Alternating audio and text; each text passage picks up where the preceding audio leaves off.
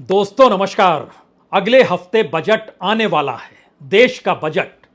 प्रधानमंत्री तीसरी बार शपथ लेकर बने हैं और इस तीसरे टर्म में उनका यह पहला बजट होगा जो तय करेगा कि भारत 2047 में विकसित राष्ट्र के तौर पर हो जाए, जो तय करेगा कि भारत की इकोनॉमी तीसरे नंबर पर आ जाए, जो तय करेगा कि इस देश की कॉरपोरेट की अपनी इकोनॉमी इस देश की इकोनॉमिक पॉलिसी में कैसे तब्दील होती हुई दिखाई देने लगे। और खास तौर पर कॉरपोरेट और सत्ता के नेक्सस के सवाल जो पार्लियामेंट के भीतर, चाहे अडानी का नाम हो या अंबानी का नाम हो और चाहे नरेंद्र मोदी देश के प्रधानमंत्री के तौर पर इनके साथ रिश्तों का जिक्र हो, संसद के भीतर और बाहर ये आवाज खूब गूंजी है और बार बार ये सवाल बड़ा हुआ है, क्या वाकई कॉरपोरेट और सत्ता का नेक्सस एक खलनायक की तरह है जो भारत की इकोनॉमी का बंटाधार इस देश के लोगों के ऊपर लगातार बोझ डालकर बढ़ता चला जा रहा है। तो अपने जहन में इस बात को शुरू में बैठा लीजिए और उसके बाद जरा परिस्थिति को परखना शुरू कीजिए कि मुंबई से चार्टेड से दिल्ली कोई पहुंचे और अपने बेटे की शादी का निमंत्रण पत्र लेकर वह 10 जनपद पहुंचे, लेकिन वह निमंत्रण पत्र लेकर 7 लोक कल्याण मार्ग नहीं पहुंचे। यानी गांधी परिवार को न्योता दिया जाए, सोनिया गांधी को न्योता दिया जाए 10 जनपद पहुंचकर, लेकिन दिल्ली में ही प्रधानमंत्री के घर पर नहीं जाया जाए। और इन सब से उलट प्रधानमंत्री उस विवाह समारोह में शामिल होने पहुंच जाएं, विवाह के अगले दिन आशीर्वाद देने वह पहुंच गए, लेकिन गांधी परिवार का कोई शख्स उस शादी में ना जाए। इस देश के भीतर में जितने भी मुख्यमंत्री हैं, जो भी कैबिनेट मिनिस्टर हैं, जो भी विपक्ष के नेता हैं और खास तौर से इंडिया गठबंधन के जो छत्रपों के साथ जुड़े हुए जो भी चेहरे आपके जहन में आते हैं, सभी को निमंत्रण भेजा गया, सभी से टेलीफोन पर बातचीत हुई। हर 2 दिन के बाद हर किसी को दोबारा फोन गया और ये फोन लगातार की घंटी बजती रही तब तक जब तक कहा नहीं गया कि हम मुंबई आएंगे। यानी कंफर्मेशन चाहने के लिए मुंबई सक्रिय रही और दिल्ली से लेकर तमिलनाडु तक या केरल तक कहीं पर भी किसी भी मुख्यमंत्री को यह संदेश उससे लिया गया कि आप जरूर आएंगे। और संयोग देखिए, जो एकमात्र निमंत्रण पत्र 10 जनपद पहुंचा, वहां से कोई भी नहीं पहुंचा मुंबई में अंबानी के परिवार की शादी में शरीक होने के लिए। अब यहां पर असल खेल शुरू होता है, जो राजनीति के मैदान में खलनायक के तौर पर भारत की इकोनॉमी के साथ कॉरपोरेट के हवाले करने की सोच जो लगातार उठती रही, उसके साथ 2 सवाल बार बार उठेंगे ही, क्योंकि अंबानी और अडानी का नाम प्रधानमंत्री मोदी के साथ कितना जुड़ा हुआ है और खास तौर से अडानी के रिश्ते भी क्या हैं, इसका जिक्र तो राहुल गांधी ने पार्लियामेंट के भीतर किया और उनके उस भाषण के उस अंश को ही हटा दिया गया और कहा गया ये उचित नहीं है। यानी भविष्य में कोई व्यक्ति ये जान ना सके कि विपक्ष का कोई नेता कॉरपोरेट और सत्ता के नेक्सस पर सवाल खड़ा कर रहा था और वो दर्ज है पार्लियामेंट की किताब में, तो उस किताब में से उन शब्दों को हटा दिया गया। राजनीतिक तौर पर पहली बार प्रधानमंत्री ने जब अंबानी अडानी का नाम लिया तो यह नाम कहकर लिया कि दरअसल ब्लैक मनी उनके पास है और ब्लैक मनी पोटली भर नहीं, बोरी भर नहीं, बल्कि टेम्पो में लाद कर कांग्रेस के घर पहुंची है, दरवाजे पर पहुंची है। इसीलिए अब वो अंबानी अडानी को गाली नहीं दे रहे हैं। यानी इस देश में 2 बड़े कॉरपोरेट हाउस के पास ब्लैक मनी है और इसका जिक्र खुद प्रधानमंत्री कर रहे हैं और प्रधानमंत्री उन्हीं की शादी में शरीक भी हो रहे हैं। और दूसरी तरफ राहुल गांधी उस शादी में नहीं गए। सोनिया गांधी, जिनके हाथ में निमंत्रण पत्र थमाते हुए मुकेश अंबानी ने आने का आग्रह किया था, वह भी नहीं गई। प्रियंका गांधी भी नहीं गई। यानी गांधी परिवार उस विवाह में शरीक नहीं हुआ जिस विवाह को लेकर उस कॉरपोरेट की राजनीतिक पहचान इस देश की सत्ता के साथ जुड़ी है। और असल सवाल यही आ गया, क्या वाकई एक ऐसे चक्रव्यूह की रचना की गई जिसमें गांधी परिवार से अगर कोई भी व्यक्ति उस विवाह समारोह में पहुंच जाता तो उसके बाद कोई ये आरोप देश के प्रधानमंत्री पर लगा नहीं सकता था कि आपके संबंध कैसे हैं। अंबानी और अडानी के साथ। और क्या इस पूरे के पूरे चक्रव्यूह में इंडिया गठबंधन से जुड़े वो तमाम क्षत्रप फंस गए जो पूरे चुनाव के वक्त तो अंबानी अडानी कहते रहे, लेकिन विवाह समारोह में पहुंचे। अब उसके बाद जो बजट आने वाला है, उस बजट को लेकर जो अभी से कयास लग रहे हैं, वो 2047 में भारत विकसित कैसे हो जाए, इस दिशा का ताना बाना बुनने वाला ये बजट होगा। यानी निजीकरण की सुनामी आने वाली है। इस देश के भीतर इंफ्रास्ट्रक्चर पर करोड़ों खरबों रुपए खर्च होने वाले हैं। इस देश के भीतर की नीतियों में जो रिफॉर्म की स्थिति है वो एग्रीकल्चर से जुड़ेगी, लैंड से जुड़ेगी।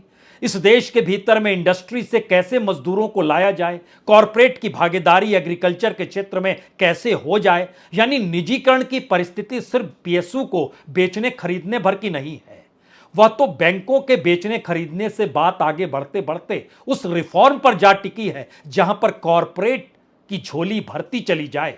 और अगर ऐसा बजट आता और इन बजट को लेकर कोई सवाल पार्लियामेंट में कैसे करेगा उन तस्वीरों के साथ जहां पर अखिलेश यादव का जिक्र हो, तेजस्वी यादव का जिक्र हो, ममता बनर्जी का जिक्र हो, उद्धव ठाकरे का जिक्र हो, शरद पवार का जिक्र हो। यानी विपक्ष की कतार में बैठे हुए नेता अपने तौर पर जब उसी परिवार में शामिल हो जिस परिवार के अनुकूल इस देश की अर्थव्यवस्था और बजट जा रहा हो, तो कैसे आप बहस में उन बातों को लेकर आएंगे। उसके लिए बड़ा नैतिक बल चाहिए, और यह नैतिक बल क्या इस दौर में विपक्ष ने गंवा दिया। और लेकिन राहुल गांधी ने या कहें गांधी परिवार ने उस विवाह समारोह में नहीं जाकर उस नैतिक बल को अपने साथ रखा कि अगर हम कह रहे हैं कि कॉरपोरेट के साथ गलबैयां डालते हुए मौजूदा मोदी सत्ता इस देश की अर्थव्यवस्था का बंटाधार कर रही है और इस देश की पूंजी को कॉरपोरेट के हवाले कर रही है, तो फिर यह आवाज थमेगी नहीं। तो क्या पूरे प्लान को एक झटके में राहुल गांधी ने चौपट कर दिया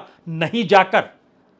ये तमाम सवाल इसलिए बड़े महत्वपूर्ण हैं क्योंकि खुद प्रधानमंत्री पद पर रहते हुए अगर नरेंद्र मोदी देश के भाषण में ब्लैक मनी होने का जिक्र अंबानी अडानी के साथ करें और उस ब्लैक मनी को टेम्पो पे लाद कर कांग्रेस के हवाले करने का जिक्र करें और खुद उस शादी में जाएं, तो इसके मतलब मायने क्या होंगे? ऐसी तस्वीर और ऐसे भाषण जरूर देखना और सुनना चाहिए।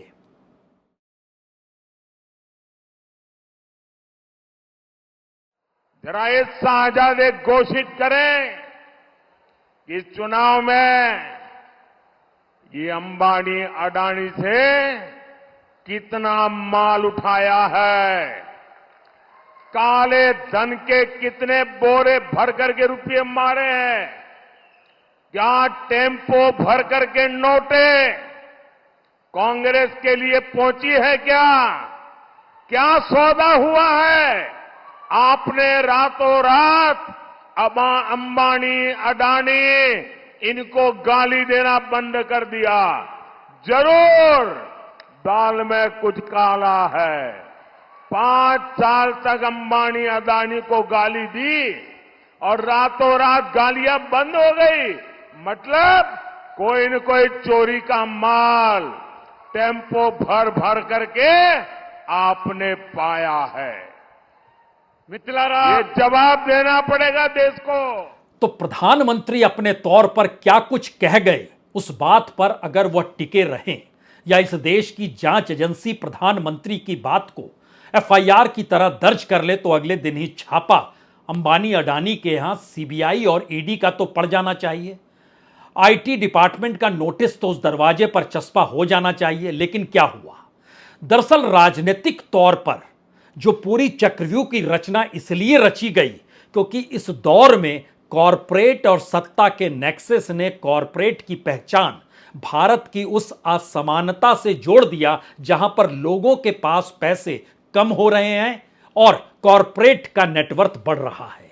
उसने इस बात से जोड़ दिया कि कॉरपोरेट मुनाफे का प्रतीक है और मुनाफे के लिए इस देश के भीतर अगर सब कुछ उसे सौंप दिया जाएगा तो उसके बाद महंगाई तो खुद ब खुद आएगी, क्योंकि उसे तो मुनाफा कमाना है, लोगों की जरूरतों और सामाजिक परिस्थितियों को तो नहीं समझना है। यह काम तो सरकार को समझना है और सरकार ने अपनी नीतियों को उनके हवाले कर दिया। तो महंगाई बढ़ रही है, इसकी वजह भी कॉरपोरेट और सत्ता का नेक्सस है।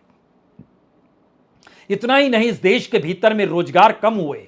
ध्यान दीजिए, हर वक्त इंडिया गठबंधन ने एमएसएमई का सवाल उठाया, राहुल गांधी ने उठाया, और यह कहकर उठाया कि एमएसएमई को खत्म किस लिए किया गया। अपने अरबपति करोड़पति मित्रों के आश्रय खत्म किया गया कि उनको लाभालाभ मिल सके। यानी रोजगार इस देश में ना होना, एमएसएमई का खत्म होना, यह भी कॉरपोरेट के हित में है। यानी इस देश के भीतर में जो असमानता है, जो महंगाई है, जो बेरोजगारी की स्थिति है, इन सारी परिस्थितियों के पीछे कहीं ना कहीं वही कॉरपोरेट है जिस कॉरपोरेट ने निमंत्रण देने के लिए दिल्ली के जरिए चार्टेड प्लेन पकड़कर 10 जनपद गए, लेकिन वो प्रधानमंत्री के घर नहीं गए, किसी मंत्री के घर नहीं गए, किसी मुख्यमंत्री के घर नहीं गए, किसी नेता विपक्ष के घर नहीं गए, किसी के यहां नहीं गए, लेकिन सभी वहां पहुंचे और निमंत्रण जो एकमात्र जिस घर में दिया गया वो नहीं गए। तो क्या पूरा प्लान धराशायी हो गया? क्योंकि राहुल जिन सवालों को उठा रहे हैं राजनीतिक तौर पर, उसकी गूंज पूरी दुनिया में है। और भारत के भीतर में प्रधानमंत्री मोदी की इकोनॉमी कॉरपोरेट से जुड़कर किस तरीके से इस देश में वोटों का भी ध्रुवीकरण करती है और लोकतंत्र और संविधान के सवालों से भी यह परिस्थिति जाकर जुड़ जाती है। इसीलिए गांधी परिवार ने ही सीधे तौर पर, राहुल गांधी ने तो हर दौर में निशाने पर लिया ही अंबानी और अडानी को, यहां तक कि प्रियंका गांधी भी अपने भाषण में खुले तौर पर यह कहने से हिचकी नहीं कि सब बिक गए, लेकिन राहुल गांधी नहीं बिके। अडानी जी, अंबानी जी ने बड़े से बड़े नेता खरीद लिए, देश के सारे पीएसयू खरीद लिए, देश की मीडिया खरीद ली, लेकिन मेरे भाई को नहीं खरीद पाए और ना कभी खरीद पाएंगे। अब अगर राहुल गांधी नहीं बिके हैं तो फिर संसद के भीतर और बाहर उनकी आवाज विपक्ष के नेता के तौर पर जिस तर्ज पर गूंजेगी, क्या उसके साथ वह लोग जो छत्रप के तौर पर मौजूद हैं और इस विवाद समारोह में शामिल हुए उसी आवाज में शोर मचा सकेंगे, विरोध कर सकेंगे? यह पहला सवाल है। लेकिन सवाल है कि जो बजट आने वाला है, उस बजट को अगर इस लिहाज से देखिए कि वह 2047 में भारत विकसित राष्ट्र होगा, उसकी दिशा का पहला बजट है। भारत की इकोनॉमी तीसरे नंबर पर होगी, उसको लेकर पहला बजट है। भारत का कॉरपोरेट दुनिया के किसी भी कॉरपोरेट से ज्यादा मुनाफा कमाने की स्थिति में है, उसको लेकर यह पहला बजट होगा। इन परिस्थितियों को समझे तो डिसइन्वेस्टमेंट पहला स्टेप है। दूसरा स्टेप मैन्युफैक्चरिंग सेक्टर को बढ़ाना है, इस देश की इंडस्ट्री को आगे बढ़ाना है, और इसके लिए एग्रीकल्चर में रिफॉर्म लाना है। एग्रीकल्चर में रिफॉर्म का मतलब यह है कि जो खुद को अभी किसान मजदूर समझते हैं वह सीधे ट्रांसफर हो जाए उस इंडस्ट्री में, उस मैन्युफैक्चरिंग सेक्टर में, और बड़ी तादाद में लेबर वहां पर खड़ा मिले, और मैन्युफैक्चरिंग सेक्टर के समानांतर एग्रीकल्चर के सेक्टर में भी कॉरपोरेट की भागीदारी शुरू हो जाए। यह वो रिफॉर्म है जहां पर एग्रीकल्चर यानी खेती और जमीन दोनों ही कॉरपोरेट को चाहिए। वह बीज से लेकर खाद तक की अंतर्राष्ट्रीय तौर पर व्यवस्था करेगा, इस देश में एग्रीकल्चर का आउटपुट बढ़ाएगा। और इन तमाम बातों का जिक्र कौन कर रहा है? इन तमाम बातों का जिक्र आरबीआई कर रही है, सरकार, इस देश की फाइनेंशियल कमीशन जो है वो कर रहा है, नीति आयोग कर रहा है, इस देश के वो इकोनॉमिस्ट कर रहे हैं जो सरकार को सलाह देते हैं। वो बता रहे हैं कि इस पूरे बजट के प्रोसेस में जो भी प्रॉब्लम्स हैं उसमें अब सबसे ज्यादा खर्च इंफ्रास्ट्रक्चर पर करना होगा, और इंफ्रास्ट्रक्चर को लेकर तकरीबन 11 लाख करोड़ का एक बजट भी इस दौर में सामने आएगा। लेकिन सवाल है, जिन जिन क्षेत्रों को लेकर यह बजट चलेगा उन्हीं क्षेत्रों में कॉरपोरेट की रुचि है। तो क्या कॉरपोरेट की जिन जगहों पर रुचि है वही बजट में है, या बजट में होता है तब कॉरपोरेट की रुचि होती है? अगर ऐसा होता तो पहले से कॉरपोरेट, वो अंबानीज हो, अडानीज हो, वो इंफ्रास्ट्रक्चर में कितने करोड़ रुपए खर्च करेंगे इसका ऐलान क्यों करने लगते? कॉरपोरेट के हिस्से में भी वो अलग अलग क्षेत्रों में, चाहे वो कम्युनिकेशन हो, चाहे वो पावर सेक्टर हो, चाहे वो रोडवेज ही क्यों ना हो, वो रेलवे ही क्यों ना हो, वो पोर्ट्स ही क्यों ना हो, हर उस क्षेत्र में वो धीरे धीरे पैसा खर्च करने की स्थिति में है, और सरकार भी उसी दिशा में सोच रही है। यानी गजब का तालमेल है। इसको और बारीकी से अगर समझना है तो इस रूप में समझिए कि दरअसल इस देश के भीतर में 26 लिस्टेड सेंट्रल गवर्नमेंट की जो पब्लिक सेक्टर इंटरप्राइजेस है उनमें बीते दिनों 48% प्रॉफिट बढ़ गया, यानी तकरीबन 5 लाख करोड़ का प्रॉफिट बढ़ गया। इसमें एसबीआई भी है, नेचुरल गैस कॉरपोरेशन भी है, इंडियन ऑयल भी है, एलआईसी भी है, जो 12 पीएसयू बैंक हैं। पिछले 3 साल में इसमें लगभग 4.5 गुना ज्यादा डिविडेंड बढ़ा है। 2021 में यह डिविडेंड 31,818 करोड़ था और 2024 में यह बढ़कर 1,40,000 करोड़ हो गया, यानी डिविडेंड 4.5 गुना बढ़ गया। जो लिस्टेड पीएसयू है, जो पब्लिक सेक्टर की है इंटरप्राइजेज, उसमें 2023 में $404 बिलियन का उनका मार्केट कैप था, जो एक बरस के भीतर $804 बिलियन हो गया, लगभग दुगना हो गया। जो पीएसयू का मुनाफा डिविडेंड के तौर पर है वो 55% बढ़ गया। 2023 में यह 99,913 करोड़ था, जो इस बरस 1,54,000 करोड़ हो गया। तो सब कुछ बढ़ गया तो आरबीआई ने रिपोर्ट निकाल दी, इससे बेहतर मौका कुछ नहीं होगा, बेच डालो। ये बेच किसको डालो? उन्हीं कॉरपोरेट को बेच डालो, उन्हीं निजीकरण हाथों में बेच डालो जो कि सत्ता के साथ नेक्सस में है। और सरकार को इन्होंने रिपोर्ट जो दी उसमें कहा देखिए इस पैसे से इंफ्रास्ट्रक्चर के क्षेत्र में कितने आगे बढ़ सकते हैं, एजुकेशन और हेल्थ के हाथों में कितने आगे बढ़ सकते हैं, कर्ज जो है हमारे ऊपर उसको भी कुछ चुका देंगे, महंगाई पर भी रोक लग जाएगी और कुछ नए रिसोर्स भी पैदा करेंगे। ये आरबीआई की रिपोर्ट कह रही है। ये जानते समझते हुए कि सरकार के बजट के भीतर एजुकेशन और हेल्थ तक निजीकरण के हाथों में देने की स्थिति में सरकार आ चुकी है। तो इस हाथ आप बेच रहे हैं, उस हाथ बेचने की व्यवस्था कर रहे हैं। तो जनता को कितनी राहत रियायत मिलेगी, इसको इस रूप में समझिए कि आरबीआई की तमाम रिपोर्ट जब भी निकलती है तो उन आधार प्रधानमंत्री उसको अपने भाषणों में जरूर बनाते हैं। और आरबीआई के जरिए अगर बजट की तैयारी को समझें तो निजीकरण की सुनामी आने वाली है, कॉरपोरेट को लाभालाभ मिलने वाला है। तब कौन सा नेता निकल के विरोध करेगा, ये इसका इंतजार तो हर कोई कर रहा है। लेकिन आरबीआई ने अपनी रिपोर्ट में कहा कि इस दौर में सरकार ने कमाल का काम किया, रोजगार 8-9 करोड़ पैदा किए हैं। और इसी वक्त एक आईएमएफ की रिपोर्ट कहती है साहब रोजगार पैदा कीजिए नहीं तो खत्म हो जाइएगा, स्थितियां नाजुक है। आरबीआई में डायरेक्टर्स तमाम जो होते हैं नियुक्ति पीएमओ करता है, यानी सरकार करती है। आईएमएफ भारत को कर्ज देता है, वो कर्ज की लाल घंटी लगातार बता रहा है और बजा भी रहा है कि देखिए आपका जीडीपी से ज्यादा कर्ज ना हो जाए आप पर। लेकिन प्रधानमंत्री आरबीआई की रिपोर्ट के आश्रय जब रोजगार का जिक्र करते हैं और स्थिति ओरिजिनली क्या है, इन दोनों के बीच प्रधानमंत्री को जरूर सुनना चाहिए। भारत में रिकॉर्ड रोजगार बने हैं। हाल में आरबीआई ने रोजगार पर एक विस्तृत रिपोर्ट जारी की है। इस रिपोर्ट के अनुसार बीते 3-4 सालों में देश में लगभग 8 करोड़ नए रोजगार मिले हैं।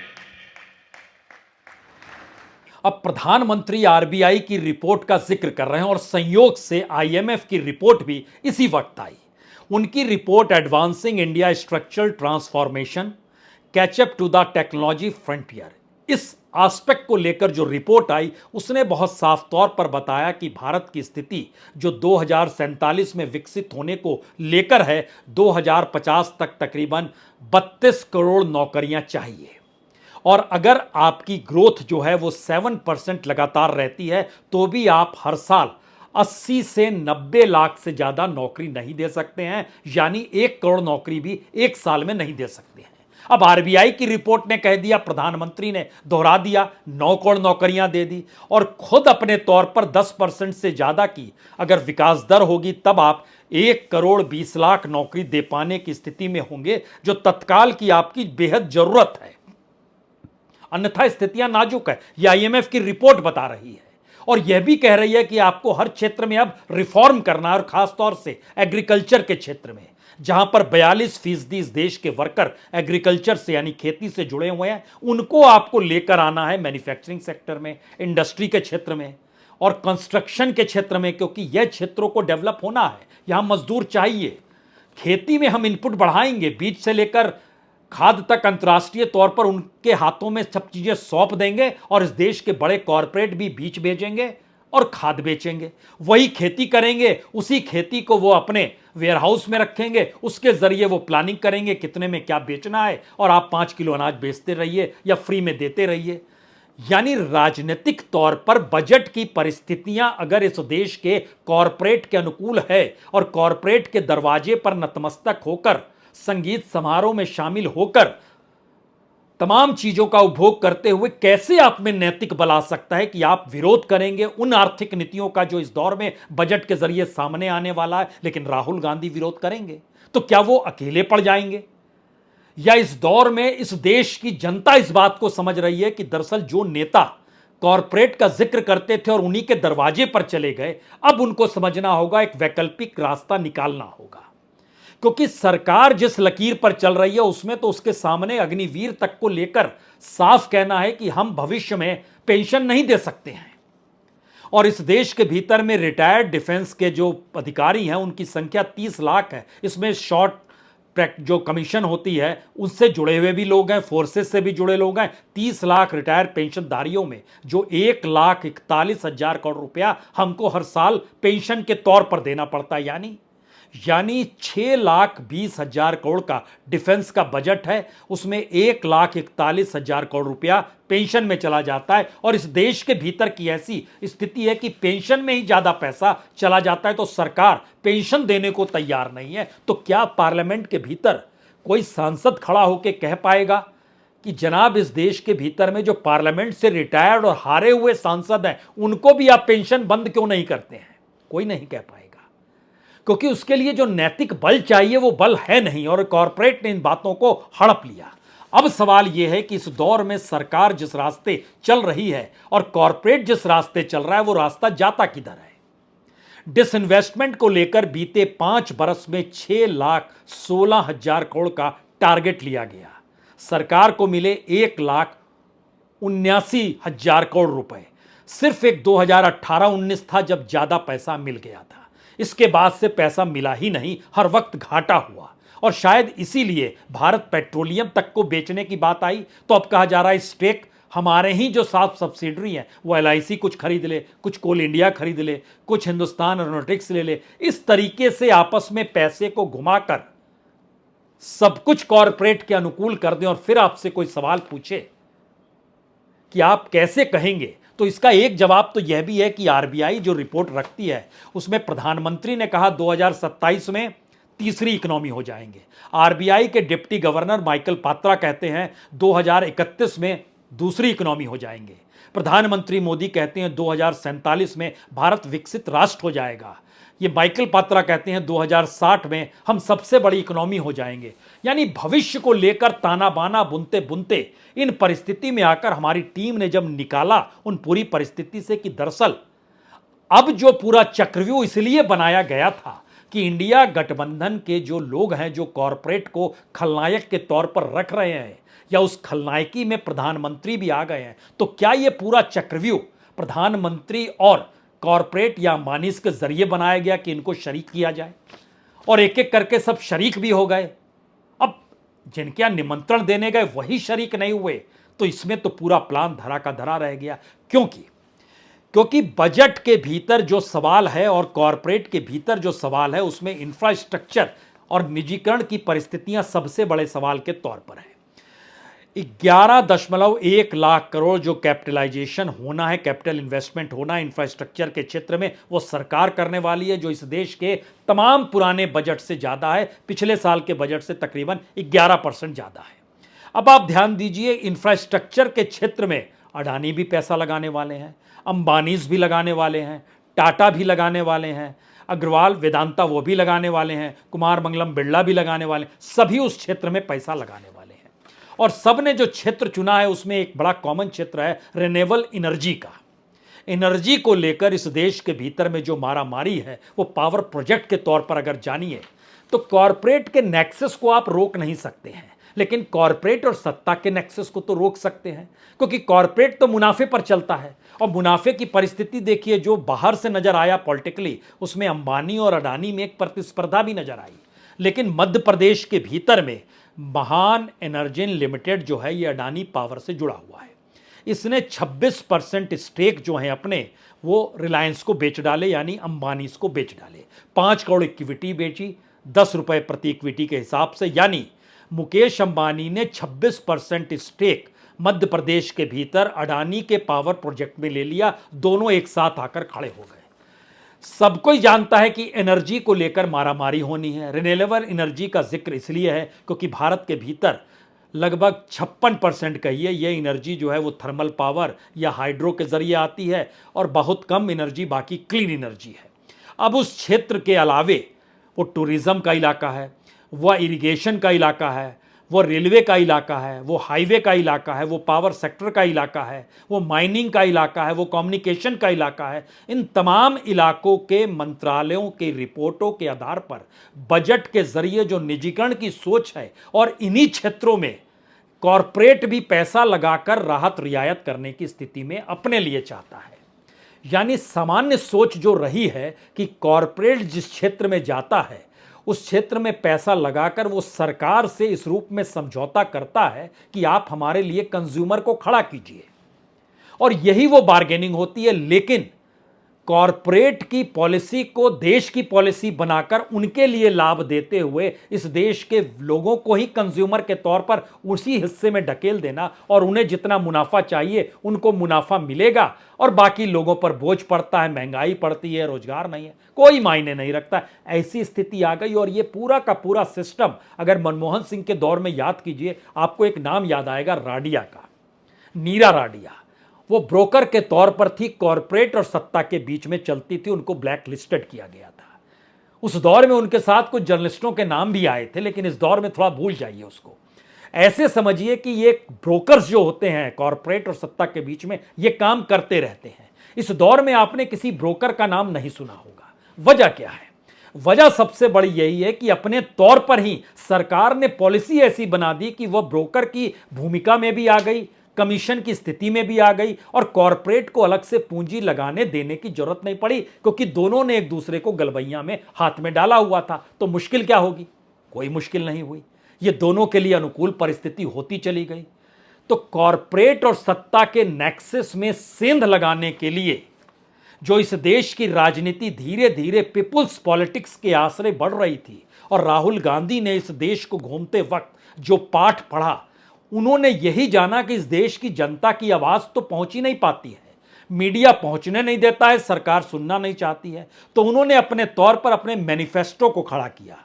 उस मैनिफेस्टो के जरिए जिस समानता और समाजवाद का जिक्र था, जिस शेड्यूल कास्ट, शेड्यूल ट्राइब और ओबीसी का जिक्र था, जिन पिछड़ों और मुस्लिमों का जिक्र था, उसने एक परिस्थिति पैदा की कि भारत की इकोनॉमी में कम से कम सबको बराबर का मौका तो मिलना चाहिए।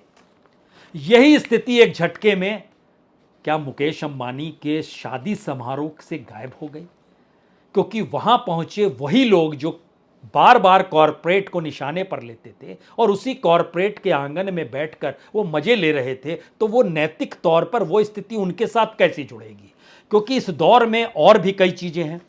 अडानीज जो हैं एनर्जी के क्षेत्र में, एयरपोर्ट में वो 60,000 करोड़ और लगाना चाहते हैं, कमोडिटीज़ के क्षेत्र में लगाना चाहते हैं, सीमेंट के क्षेत्र में, मीडिया और SEZ स्पेशल इकोनॉमिक जोन के क्षेत्र में भी लगाना चाहते हैं। $100 बिलियन यानी तकरीबन 8,34,000 करोड़ रुपए एनर्जी ट्रांस डिस्ट्रीब्यूशन प्रोजेक्ट और मैन्युफैक्चरिंग कैपेसिटी को लेकर लगाना चाहते हैं। इसी तरीके से अंबानीज लगाना चाहते हैं इस फील्ड में काम। अब असल सवाल यह है कि ये जो बार बार इस बात का जिक्र आता है, आरबीआई की रिपोर्ट आ गई, आरबीआई ने ईपीएफओ के आंकड़ों को देखा और जारी कर दी रिपोर्ट। ईपीएफओ का मतलब है जो पेंशन का हकदार है। पेंशन के हकदार की तादाद बढ़ रही है तो सरकार मानने लगी कि हाँ रोजगार भी बढ़ गया। लेकिन हुआ क्या? हुआ ये कि इस देश के जो रेहड़ी वाले हैं, जो अलग अलग ऑर्गेनाइजेशन से जुड़े हुए हैं, जो होटल में काम करने वाले बैराही क्यों ना हो, वेटर ही क्यों ना हो, जो पेट्रोल पंप पर पेट्रोल भरने वाले लोग हैं, इन सभी लोगों को कहा गया कि आपके नाम जुड़ने चाहिए ईपीएफओ से। और मान लिया गया कि रोजगार बढ़ते चला जा रहा है। लेकिन दूसरी तरफ रोजगार की क्या स्थिति है, ये गुजरात तक के भीतर का नजारा सामने है। तो प्रधानमंत्री ने क्या इस दौर में आंखें मूंद ली और पहली बार उनको ये आइडिया आया कि अगर कॉरपोरेट ही मैनेज करने में लग जाए पॉलिटिशियन को तो क्या दिक्कत है। और हमारे ऊपर तो ये दाग है ही कि हम अडानी के चार्टेड पे 2013-14 में घूम रहे थे जब चुनाव प्रचार कर रहे थे, और अंबानीज को लेकर उनकी तो पहचान पकड़ पहले से पॉलिटिशियन के साथ रही है, धीरू भाई के दौर से, इंदिरा गांधी के दौर से रही है। तो क्यों नहीं उसके जरिए एक चक्रव्यूह को बनाया गया और कहा गया कि दरअसल इसमें अगर सभी शरीक हो जाएंगे तो राजनीतिक तौर पर बीजेपी को कहें या प्रधानमंत्री मोदी को एक ऑक्सीजन मिलेगा कि वो विपक्ष पर निशाना साध सकते हैं कि आप विरोध कैसे कर रहे हैं, आप खुद तो उनके साथ खड़े हैं। और असल खेल यही हुआ कि इस पूरी प्रक्रिया का जो पूरा चक्रव्यूह था, उसमें जिनके घर पर पहुंचकर मुकेश अंबानी ने निमंत्रण पत्र दिया, उसी परिवार ने कहा हम नहीं आएंगे, क्योंकि इस देश की जनता और इस देश की पीपुल्स डेमोक्रेसी, जन राजनीति जो है, इस बात की इजाजत मौजूदा वक्त में किसी नेता को देती नहीं है कि आप सत्ता में हैं और सत्ता के विरोध में हैं। इन दोनों परिस्थितियों में आप उस कॉरपोरेट के हक में खड़े हो जाएं जिस कॉरपोरेट के बढ़ते मुनाफे, बढ़ते नेटवर्क के आसरे इस देश के भीतर में बहुसंख्य तबका गरीब होते चला जा रहा है। और आप ही बता रहे हैं स्थिति इतनी नाजुक है कि अब आप किसान सम्मान निधि को दुगना करने की स्थिति में लाना चाहते हैं, 6 से 12 हजार कर दें। जो राहत रियायत आप दे रहे थे उसको दुगना करना चाहते हैं। अनाज 2028 तक 5 किलो मिलेगा, आप ही ने तय किया है। और अगर राज्यवार परिस्थिति को देखिए तो जिन राज्यों में सबसे बड़ी तादाद सरकार के द्वारा निर्धारित जो भी योजनाएं हैं उस पर निर्भर होने की है, उन्हीं राज्यों के छत्रप और विपक्ष के नेताओं को आपने अपने यहां बुला लिया। उसमें बिहार है, उसमें उत्तर प्रदेश है, उसमें बंगाल है, उसमें महाराष्ट्र है।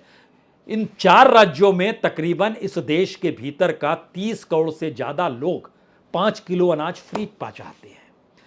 तो जरा इस चक्रव्यूह की परिस्थिति में भारत की राजनीति और मौजूदा वक्त में उस बजट के आसरे इस देश का सब कुछ कॉरपोरेट के हवाले करते हुए जो एक नई अर्थव्यवस्था सामने आने वाली है, उसमें सवाल एक ही है, विरोध करेगा कौन?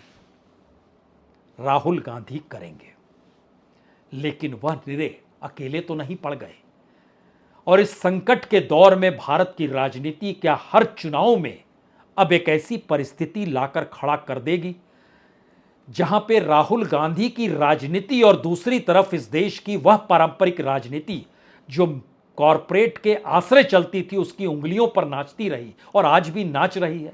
क्या ये एक नई राजनीतिक सोच उभर कर जनता के भीतर आने वाली है जो भारत के पॉलिटिकल ट्रांसफॉर्मेशन को एक नई दिशा दे दे? ये हो सकता है और इसका असर आपको तुरंत महाराष्ट्र और हरियाणा में दिख जाएगा। ये 2 राज्य तो ऐसे हैं, और झारखंड में भी, वहां तो बाकायदा पावर प्रोजेक्ट चल रहा है अडानीज का। यानी इन राज्यों के भीतर अडानीज और अंबानीज की मौजूदगी है। और सवाल यही है कि वहां के जो विरोध करने वाले लोग हैं वह इस कॉरपोरेट को कैसे लेते हैं। और अगर कांग्रेस राहुल गांधी के आसरे चल निकली है तो भारत की राजनीति क्या पहली बार एक तरफ राहुल गांधी और दूसरी तरफ कॉरपोरेट पॉलिटिक्स इसके बीच में आकर जनता को खड़ा कर रही है और उसको फैसला महाराष्ट्र के इलेक्शन से शुरू कर देना है? इंतजार हमको आपको दोनों करना है। और इस दोनों के इंतजार के बीच इस दौर में इंतजार तो उस बजट सत्र का भी है जिसमें बजट रखा जाएगा, कॉरपोरेट के हवाले सब कुछ किया जाएगा। और तब हम पूछेंगे उन नेताओं से जो नजर आ रहे थे शादी समारोह में कि अब आपकी राय क्या है। बहुत बहुत शुक्रिया, बहुत बहुत शुक्रिया।